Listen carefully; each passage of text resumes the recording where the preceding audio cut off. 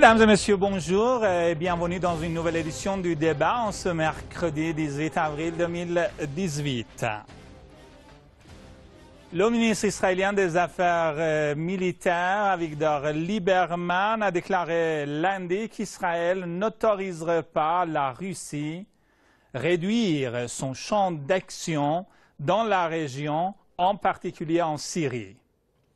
Après l'attaque israélienne, il y a une dizaine de jours contre la base aérienne de T4 dans la province de Homs, le président russe Vladimir Poutine avait appelé le premier ministre israélien Benjamin Netanyahou à éviter tout acte qui porterait atteinte à la souveraineté et à la stabilité de la Syrie. Le ministre russe des Affaires étrangères, Sergei Lavrov, a même déclaré lundi que la Russie envisageait de fournir son système de défense antimissile S-300 à la Syrie. Les responsables israéliens, en effet, ont déjà exprimé leur crainte que le système russe pourrait affaiblir la suprématie aérienne de l'armée de l'air israélienne dans la région. Aujourd'hui, nous allons nous pencher dans le cadre de cette édition du débat sur ce nouveau bras de fer entre Moscou et Tel Aviv. Veuillez rester avec nous jusqu'à la fin de cette émission. Lundi 16 avril, le ministre israélien des Affaires militaires a menacé la Russie. L'intéressé affirmait à qui voulait entendre que la Russie n'a pas le droit de réduire le champ d'action israélien ni en Syrie ni nulle part ailleurs. À comprendre que la Russie devrait laisser à Israël la liberté d'agresser comme bon lui semble non seulement en Syrie, mais aussi dans toute la région. Dans la nuit de lundi à mardi, les Israéliens ont tiré 9 missiles contre 2 aéroports militaires, celui d'Al-Shairat et d'Al-Dumeir. La frappe n'a toujours pas été revendiquée par Israël, mais elle pourrait l'être dans les heures à venir. Après la défaite colossale que fut l'agression tripartite USA, France et Grande-Bretagne contre les bâtiments vides en Syrie, une confrontation Israël-Russie n'est plus à écarter, surtout que le président russe a déjà mis en garde Tel Aviv contre toute tentative de déstabilisation en Syrie. Interrogé par la télévision israélienne sur la guerre à venir, Halvey est ainsi allé de son analyse. Il se trouve que notre guerre aura lieu avec un grand pays qui s'est installé sur nos frontières nord, un pays qui s'est même renforcé et imposé à titre d'acteur décisif. Israël devra faire en sorte que son interaction avec ce pays, la Russie NDLR, ne débouche pas sur une confrontation militaire, mais quand bien même cette confrontation aurait lieu, Israël devra en sortir vainqueur. Le journaliste l'a ensuite interrogé sur la probabilité d'une guerre Israël-Russie. La réponse est loin d'être claire. Je parle des conditions qui pourraient nous conduire à cette confrontation, laquelle pourrait placer face à face Israël et la Russie. Le journaliste a ensuite repris une idée largement véhiculée ces derniers jours par les autorités politiques en Israël et qui accuse la Russie de chercher à faire capituler Israël. Cet ancien chef du Mossad a alors répondu sur un ton accusateur. C'est la Russie qui est entrée en Syrie et a déployé ses forces pour y rester longtemps. C'est encore elle qui s'est offert des bases permanentes en Syrie et je crois que la Russie n'a ni intérêt ni la volonté de voir son partenaire stratégique dans la région, à savoir l'Iran, échouer. Dans la foulée, des agences d'information ont fait état de la mise en ordre de bataille des troupes israéliennes au Golan occupé. Retour au plateau de l'émission du débat. Merci de votre fidélité pour cette émission. Nous sommes en ligne par Skype depuis Alsace avec Maître André Chamy, juriste international, et par téléphone depuis Toulouse avec Pierre Dortiguier, philosophe et politologue. Je vous propose tout de suite de rejoindre Alsace, Maître Chamy. Maître Chamy, bonjour. Merci d'être en ligne avec nous. Bonjour. Maître Chamy, alors concernant la Syrie, Israël déclare vouloir garder une liberté d'action totale selon le ministre israélien des Affaires militaires, qui refuse toute restriction de la part de la Russie. Est-ce que Moscou donnera le libre cours au régime de Tel Aviv pour mener ses actions en Syrie notamment? Vous savez, depuis la guerre en Syrie, le début de la guerre en Syrie, il y a eu d'abord une montée en puissance des interventions israéliennes en territoire syrien, chose qui ne s'était pas produite depuis le 73, la date du cessez-le-feu, en tout cas de l'accord sur la non-agression ou cessation des hostilités de deux côtés de la frontière. Avec le début de la guerre, l'entité sioniste est intervenue directement aux côtés des bandes armées et des organisations terroristes, notamment aux côtés du Front al-Nosra qui opère librement à côté de sa frontière. Mais en même temps, ce qu'il ne faut pas négliger, c'est que les Israéliens ont apporté leur soutien à ces organisations en neutralisant en quelque sorte tout appui aérien dont bénéficiait l'armée syrienne au début de la guerre.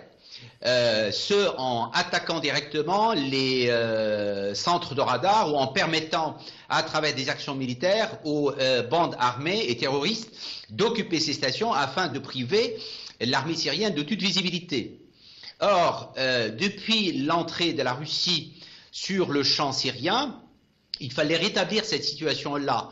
Et c'est la première chose qui a été exigée de la part de la Russie contre les Israéliens en disant notre aviation doit survoler librement le territoire syrien, par conséquent nous aurons de nouveau la même couverture pour l'ensemble du territoire, parce que vous savez comme moi qu'un avion ne peut survoler un territoire s'il ne dispose pas d'une couverture de radar et couverture par rapport à tout ce qui peut voler ou représenter un risque contre l'aviation.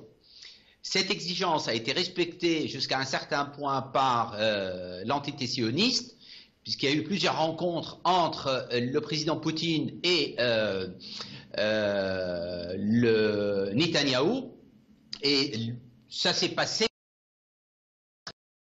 jusqu'aux dernières semaines, puisque l'entité sioniste, de par sa nature agressive, a voulu de nouveau opérer sur champ, comme on dit dans le langage militaire, et intervenir directement dans le conflit syrien. Bien entendu, l'armée syrienne avait commencé à montrer ses capacités de défense, et c'est comme ça que le F-16 dernière génération a été abattu. N'oublions pas non plus qu'il y a eu plusieurs attaques par missiles et qui ont été également abattues par l'armée syrienne. Ces derniers temps, les mêmes choses se sont reproduites, bien entendu, et l'armée syrienne y a répondu. Sauf qu'on voit qu'on monte crescendo et on essaye de faire monter la tension à travers les deux côtés de la frontière. Il fallait donc que la Russie non seulement montre son sérieux par rapport à ce qui se passe, mais en même temps justifie de sa présence. Sa présence n'est pas seulement pour assurer un port d'attache à Tartous ou à Latakia, mais de démontrer qu'il y a une alliance stratégique entre trois partenaires, et plus particulièrement la Syrie, l'Iran et la Russie. À partir de ce moment-là, il fallait donc confirmer que l'accord stratégique imposerait que la Russie assure toujours cette couverture aérienne ainsi que la protection du territoire, que ce soit par les avions, que ce soit par les missiles qui protégeraient le survol des avions, mais également, maintenant on a découvert les missiles qui interviendraient de l'autre côté de la frontière ou depuis la mer. C'est la raison pour laquelle il y a eu l'équipement de l'armée syrienne de nouveaux missiles. Mais comme on voit qu'on monte de plus en plus en grade, si j'ose dire, par rapport à l'utilisation des missiles plus sophistiqués, plus intelligents, pour reprendre les termes de Trump, et c'est la raison pour laquelle maintenant la Russie s'estime obligée de fournir les S-300 à l'armée syrienne pour pouvoir mieux se défendre et riposter à toute éventuelle attaque, que ce soit par missile ou que ce soit par avion, contre son territoire. Merci, Nous sommes actuellement dans cette situation-là.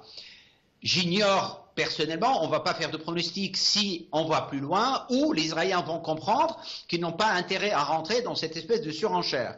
Me semble-t-il, les Israéliens vont comprendre très vite, puisque au bout d'un coup de fil qui a eu lieu entre le président Poutine et Netanyahou, le président Poutine lui a fait comprendre, si j'ose dire, l'idée qu'il fallait qu'il entende raison. Maintenant, soit l'entité sioniste entend raison, et à ce moment-là, les choses vont revenir à un calme plutôt acceptable, ou en tout cas une baisse de tension, soit les Israéliens ne comprennent pas, et à ce moment-là, évidemment, on peut craindre le pire, y compris, si j'ose dire, une aggravation de la situation militaire dans cette région-là, y compris par l'intervention de l'Iran et d'Israël. Je rajouterai juste un mot et j'en aurai terminé. Bien entendu, les forces iraniennes ne seront pas mise à l'écart, puisque on sait que le livre de compte entre d'un côté les forces iraniennes et le Hezbollah et de l'autre côté l'entité sioniste, les livres de compte sont ouverts. C'est-à-dire on va voir qui va marquer des points au fur et à mesure. Et je pense qu'à travers la dernière attaque contre les gardiens de la révolution qui se trouvaient sur une base militaire syrienne en Syrie, est considéré comme une attaque directe contre les forces iraniennes, et à ce moment-là, l'Iran aura également son mot à dire dans cet éventuel conflit s'il devait éclater. Merci, Maître Chamy. Merci infiniment. Restez avec nous. Merci pour ces précisions. Nous sommes également en ligne, je vous le disais en début de cette émission, avec Pierre d'Ortiguier, philosophe et politologue depuis Toulouse. Monsieur d'Ortiguier, bonjour. Bonjour, Monsieur Redemandé. Bonjour à tous nos auditeurs. La Maître Chamy. Merci d'être en ligne avec nous, monsieur le professeur. Alors, il paraît que comme l'affaire remarquée, Maître Chamy, Israël n'a pas respecté toutes les exigences de la Russie, d'où justement cette annonce faite par le ministre russe des Affaires étrangères, alors sur la livraison des systèmes de défense antimissiles S-300 à la Syrie. Alors, la livraison de ces missiles, qu'est-ce qu'il va changer sur le terrain, notamment en ce qui concerne cette confrontation entre la Syrie et l'entité israélienne? L'entité israélienne, comme l'a rappelé Maître Chamy, donc, a subi quelques coups sérieux de la part de la Syrie même, avec la chute de son avion, le F-16, etc. Et disons que Israël veut apparaître. Il y a toujours le souci politique, vous savez, dans Israël, de se maintenir et de se renforcer militairement et politiquement qu'en se présentant comme une victime possible, c'est-à-dire en faisant état de sa prétendue faiblesse, alors que le régime de Tel Aviv est soutenu non seulement par les armes qu'il reçoit, mais aussi dernièrement par l'installation, comme vous le savez, d'une base américaine dans le sud d'Israël, qui fait que une guerre contre Israël serait évidemment un affrontement direct des États-Unis, avec les États-Unis. Je crois que cette situation d'Israël, qui se présente, qui en partie, montre une certaine faiblesse ou, laisse apparaître une opposition contre lui, est en réalité un jeu politique. Il ne faut pas... Israël, j'ai remarqué en lisant par exemple le journal Haaretz, le journal, vous savez, de ce qu'on appelle la gauche israélienne, n'a aucune, n'a que des tensions avec la Russie, mais en aucun cas on ne peut parler d'une possibilité d'affrontement entre Israël et la Russie, pour une raison très simple, et qui est politique, car il faut toujours voir à travers ces questions militaires, le point politique, c'est-à-dire la tête une force militaire a une tête politique. La Russie, qui est à l'origine, vous savez, de l'entité sioniste, tous les communistes, a d'excellentes relations avec Israël, c'est-à-dire veut maintenir l'existence d'Israël, tout autant que les États-Unis, et donc Israël sait qu'il ne craint rien quant à son existence de la part d'une puissance comme la Russie. Ce que veut Israël, c'est ce qu'a expliqué un ancien conseiller à la sécurité, qui vient de publier un livre à Oxford sur ce point, sur le point de la sécurité nationale d'Israël.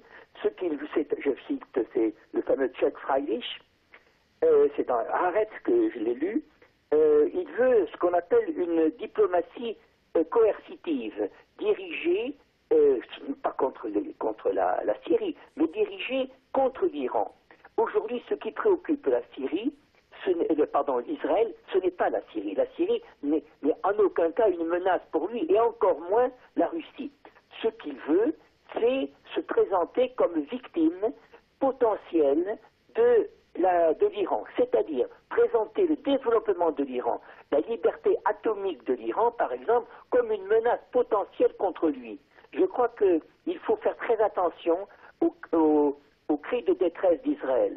Merci. C'est toujours une arme entre ses mains pour pouvoir demander de l'aide et prétendre que son sort est lié justement à la politique occidentale et aussi faire appel à la Russie. Je crois qu'on se trompe si l'on insiste sur une possibilité de crise entre la Russie et Israël. Je rappelle une chose, M. Rodamandé, c'est à nos auditeurs, c'est que le dernier World Jewish Congress, je ne parle pas du Zionist Congress, mais du World Jewish Congress, présidé par M. Lauder, le fameux patron des parfums américains, s'est tenu à Moscou, et qu'il a eu le culot de dire que les Juifs étaient menacés en Europe occidentale, mais ne trouvaient de séjour paisible qu'en Russie. Voyez, tout ceci est fait pour pouvoir brouiller l'esprit des gens, présenter Israël comme victime, alors qu'en réalité, Israël est un coordinateur, évidemment, de ces mesures contre la Syrie, ce que veut Israël, c'est affaiblir définitivement la Syrie et faire tomber le président syrien. Merci, maître. Il a des alliés. Alors, je parle des alliés, je n'ose pas les nommer, mais il a des alliés en Orient sur ce point, voyez-vous. Et donc, mais il y parviendra non pas avec un visage d'agresseur, mais avec un visage de victime. Merci infiniment, Monsieur d'Ortiguière, restez avec nous. Maître Chami, alors j'aimerais bien ici citer l'ancien chef du Mossad. Les risques d'une confrontation directe entre Israël et la Russie s'amplifient de minute en minute. Est-ce que là il s'agit d'un jeu politique, comme disait Monsieur d'Ortiguière, ou bien cette confrontation vous semble-t-elle réaliste? Alors, il y a une part de réel et il y a une part de victimisation, puisque la naissance même de l'entité sioniste est accompagnée d'une idée que j'ai besoin de la protection du monde entier pour pouvoir survivre par rapport à l'ensemble des ennemis qui m'entourent. Là, il se trouve que la Russie a pris des positions importantes aux côtés de la République islamique d'Iran en Syrie. Pour justifier, évidemment, une éventuelle aggravation de la situation sur le plan militaire, l'entité sioniste opère toujours de la même manière, dès sa naissance. On parle, bien entendu, toujours du danger imminent, ce qui permettrait à cette même entité d'obtenir et de l'aide et du soutien de part et d'autre, à commencer par les États-Unis, mais également d'autres pays occidentaux, pour commettre parfois l'irréparable. Et je dis l'irréparable parce que si jamais Israël, comme l'affirme son ministre des Armées, devait entreprendre une quelconque action militaire, je dis bien une quelconque action militaire, sur le territoire syrien où ces attaques risqueraient de près ou de loin mettre en jeu la vie des militaires ou même des civils russes, la riposte sera immédiate. Personnellement, selon les informations dont je dispose, la riposte sera immédiate. Et la phrase qui a été dite, on l'a répétée à maintes reprises par l'ambassadeur de Russie à Beyrouth, M. Zaspekin, en réalité, peut-être que ça a été mal interprété, ou en tout cas interprété de manière légère, on va dire. Il visait très probablement Israël, puisque quand il parlait des bases d'où sortiraient les missiles, il visait des bases qui se trouveraient en territoire sioniste, ou en tout cas territoire occupé. Et je pense que la décision est d'ores et déjà prise. Il n'y a pas de doute là-dessus et je pense que les sionistes ont intérêt à ne pas prendre les choses à la légère. Je pense que ces derniers temps, il y a eu deux graves erreurs existentielles pour l'État sioniste. La première erreur existentielle, c'était la reconnaissance de la ville d'Al-Quds comme étant l'État de l'entité sioniste. Et la deuxième décision, c'était de prendre pour cible des gardiens de la révolution situés ou positionnés en Syrie. Moi, je ne parierais pas beaucoup sur je dirais la continuité de cet état de fait. Je pense qu'une riposte est en cours de préparation, laquelle personne ne saura la deviner. Il n'est même pas impossible que ce soit carrément, moi, c'est ma vision de l'existence même de l'État d'Israël, la déstabilisation de l'État sioniste dans son intégralité. Nous ne sommes pas en train de parler aujourd'hui d'une question juste de menacer la sécurité de ses soldats ou de ses militaires, je parle de la déstabilisation des fondations de cet État. C'est là-dessus que les choses vont se jouer. Merci, M. Aujourd'hui, on n'est plus sur le terrain de homme contre homme, ou œil pour œil, dent pour dent. Là, on est passé à la phase supérieure et là, je pense que la question existentielle de l'entité sioniste est réellement posée. Merci, et M. c'est de cela, je pense que les Israéliens devraient avoir peur et pas de simples missiles 300. Merci infiniment. Une toute dernière question à Pierre Dortiguier. Alors, M. Dortiguier, aujourd'hui, selon de nombreux analystes, Israël se trouve dans une mauvaise posture, en position de faiblesse, bien entendu, et même, selon des observateurs, la récente frappe occidentale contre les positions syriennes a isolé Israël face à l'axe de la résistance, notamment l'axe irano-russe. Donc, il faudrait s'attendre à une déstabilisation, comme disait Monsieur Chamy, Maître Chamy, à une déstabilisation accrue de l'entité sioniste, n'est-ce pas? Oui, en effet, Monsieur Rodomol, en effet. Justement, le fameux journal dont je vous ai parlé, le journal Haaretz, a donné la parole à un journaliste sioniste qui a, comme vous, précisé que l'attaque tripartite, enfin l'attaque de cette triplice franco-anglo-américaine contre la Syrie aboutissait à un renforcement politique du président Assad et était donc en réalité une erreur, c'est-à-dire finalement un affaiblissement, disons, des ennemis de la Syrie. Tout renforcement patriotique de la Syrie est en réalité une défaite de tous ses agresseurs. Et je crois que Israël joue avec le feu. Je dirais deux choses. Dans un premier temps, à moyen terme, Israël, à notre avis, n'est pas menacé dans son existence propre. Mais je rejoins M. Chamy en disant que dans une perspective plus lointaine, Israël peut faire une erreur, en effet, qui pourrait aboutir à une réaction contre lui, et cette réaction, bien sûr, pourrait aboutir à une déstabilisation durable de cet État. Je dirais en matière politique ou de philosophie politique que le mouvement sioniste prétend vouloir ne posséder que la Palestine. En réalité, ce mouvement sioniste est l'expression d'une force beaucoup plus large qui ne cherche pas seulement à dominer la Palestine, mais, disons, à intervenir dans les affaires du monde. Et je crois que ceci doit être bien vu. La puissance d'Israël est bien au-delà de la Palestine, voyez-vous, et cette puissance-là est prête même à sacrifier une partie des colons palestiniens. C'est-à-dire, j'entends des colons sionistes en Palestine. Pierre Dortiguier, philosophe et politologue français depuis Toulouse, Maître André Chamy, juriste international depuis Alsace. Je vous remercie infiniment d'avoir participé à cette édition du débat. Merci beaucoup.